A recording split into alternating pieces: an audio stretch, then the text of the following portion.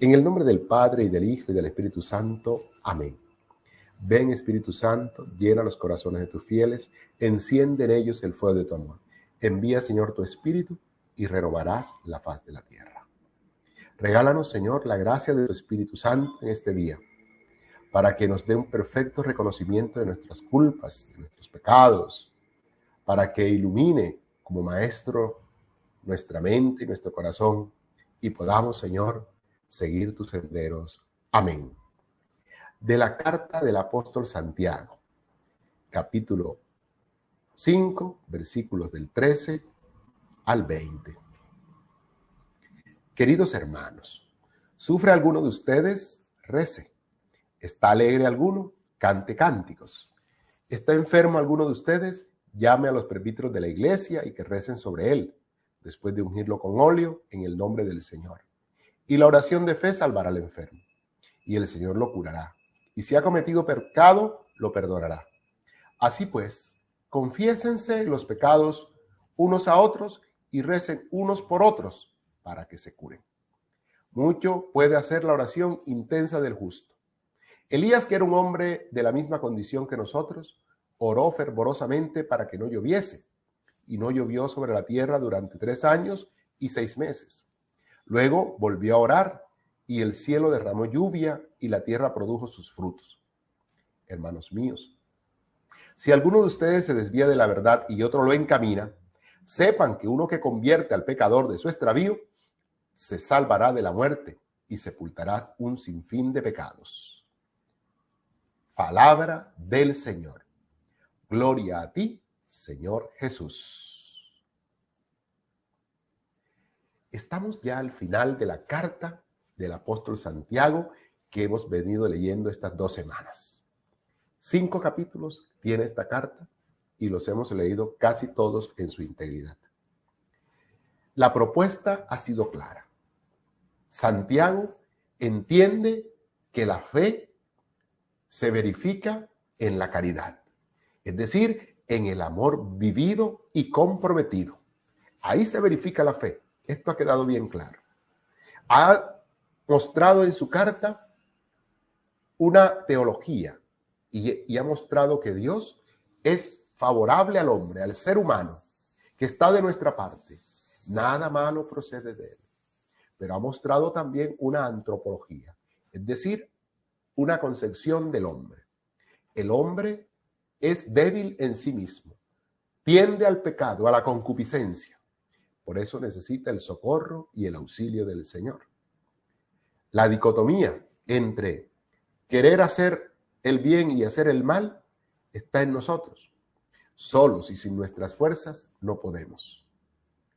Nos ha mostrado que el mal es una realidad que está en el mundo, que nos seduce, que se muestra apetecible a nuestros ojos, pero que el discernimiento en el Espíritu Santo nos puede ayudar a descubrir ese mal y que sostenidos por el amor, la práctica del amor y la oración, vamos a hacer frente a todas estas realidades. Hoy ya en el final de la carta retoma este aspecto de la oración que ha venido tocando en otros momentos de la carta, pero aquí habla concretamente de lo que podríamos llamar los tipos de oración. Queridos hermanos, ¿sufre alguno de ustedes? Rece. Y es el primer tipo de oración, la oración de súplica, que está recomendada para cuando se sufre. ¿Está alegre alguno de ustedes? Cante cánticos. Es el segundo tipo de oración, la alabanza, sugerida para cuando se experimenta la alegría, el gozo, el bienestar. ¿Está enfermo alguno de ustedes? Llame a los presbíteros de la iglesia y que recen sobre él, después de ungirlo con óleo en el nombre del Señor. Es el tercer tipo de oración, la oración de intercesión. 3 tipos de oración entonces nos propone aquí, o 3 formas de oración nos propone el apóstol Santiago. La súplica, la acción de gracias, la alabanza y la oración de intercesión. Va a extenderse un poco en esta oración de intercesión, que es la oración solidaria, que es la oración que compromete no solo a la persona individualmente, sino a la comunidad con el hermano que sufre la enfermedad. Y no solo la enfermedad, sino el pecado. Porque hay dos tipos de realidades a las que podemos estar sometidos. La enfermedad, por nuestra condición humana frágil, vulnerable y sometida al desgaste. Pero hay otra realidad también que es enfermedad del espíritu y es la que causa el pecado. Precisamente en estas dos situaciones, en la situación de enfermedad física o de enfermedad espiritual, que es el pecado, se sugiere la oración de intercesión, la oración solidaria de la comunidad.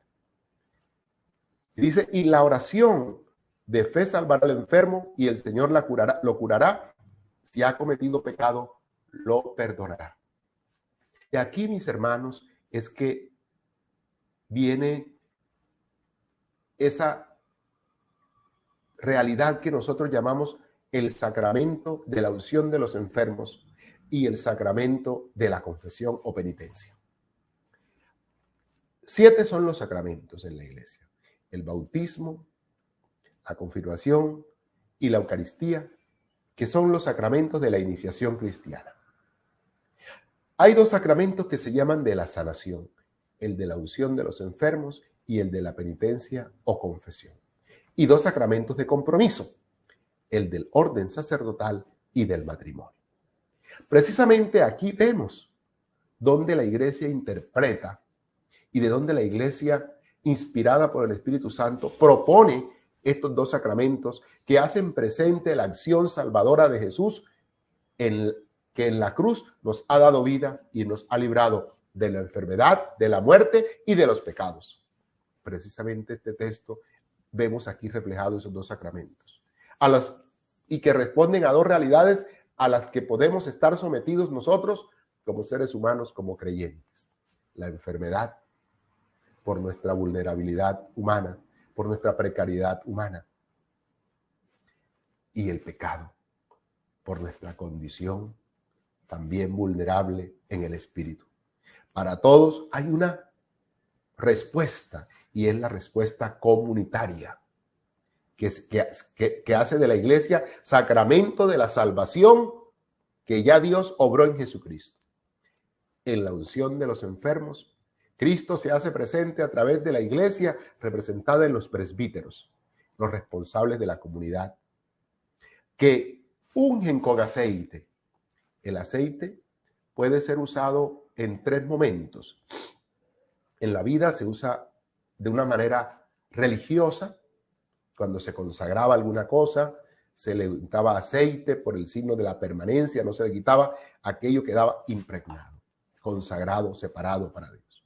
Pero también se usaba en la práctica de los deportes, y entonces al deportista se le untaba aceite por todo el cuerpo para masajear sus músculos y fortalecerlos. Esa era la segunda forma. Y la tercera era como aroma, como ungüento de fiesta. En el sacramento de la unción de los enfermos se usa en estos 2 últimos sentidos. En el primer sentido, que busca fortalecer, y es lo que dice aquí el apóstol Santiago.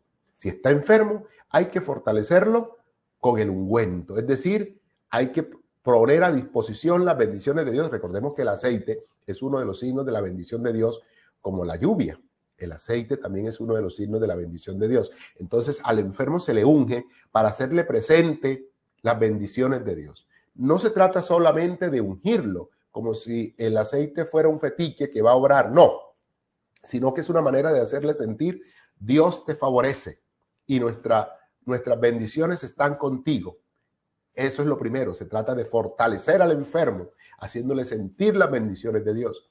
Y en segundo lugar, se trata de orar por él, para que el Señor lo levante. Aquí la traducción no es tan feliz, pero dice que el enfermo, donde dice se curará, dice lo levantará. El término en griego es el mismo que se utiliza para resucitar, es decir, para dar vida, para revitalizar, que es lo que hace el Espíritu Santo. Será el enfermo revitalizado. Pero no solo se trata entonces de la enfermedad física, también se trata de la enfermedad espiritual. Así pues, confiésense los pecados unos a otros y recen unos por otros para que se curen. Es que también el pecado es una grave enfermedad. Es que cuando tú pecas, cuando yo peco, estoy grave, estoy muy grave. Y la peor de las enfermedades, que es el pecado, nos nubla la razón, de tal manera que no vemos, no oímos, no nos dejamos guiar, no nos dejamos conducir y vamos tropezando y vamos dando tumbos en la vida. Hermanos, el pecado es lo más grave que nos puede ocurrir a los seres humanos. El pecado es terrible, hermanos. Se lo digo yo como pecador. El pecado es lo más grave que nos puede ocurrir. El pecado frustra la obra que Dios quiere hacer en nosotros.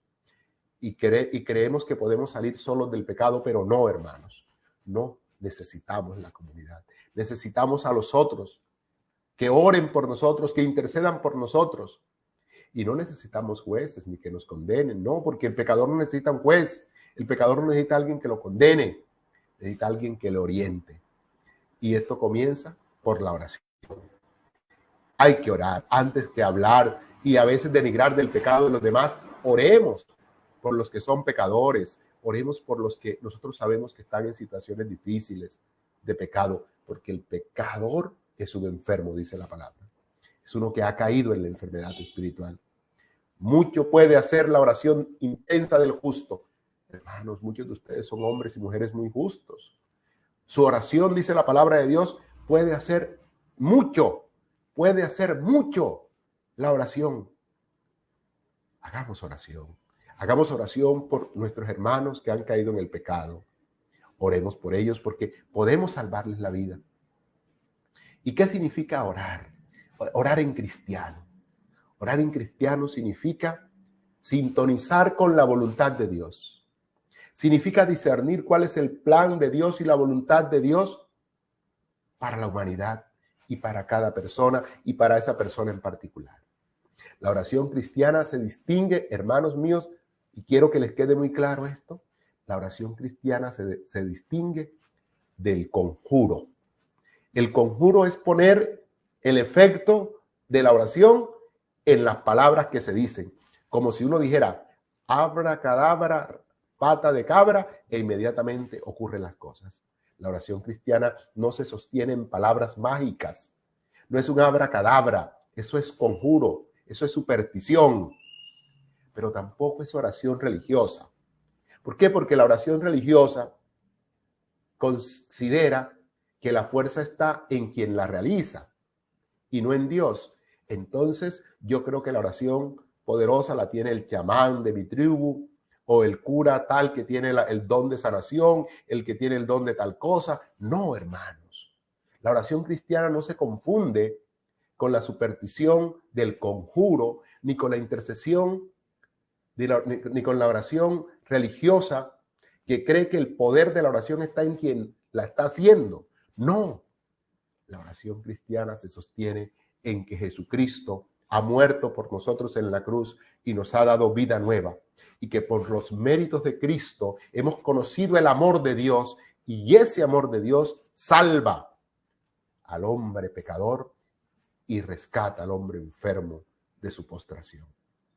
Esta es la oración cristiana, es oración en Cristo por el Espíritu Santo al Padre, que no depende de quien la realice, que no depende de las palabras que se usen, sino que se fundan en un amor conocido y experimentado, el amor del Padre que nos ha dado en su Hijo la mayor prenda de su amor. De allí que nos recuerde que Elías, uno de la misma condición que nosotros, oró fervorosamente para que no lloviese y no llovió sobre la tierra durante 3 años y 3 meses.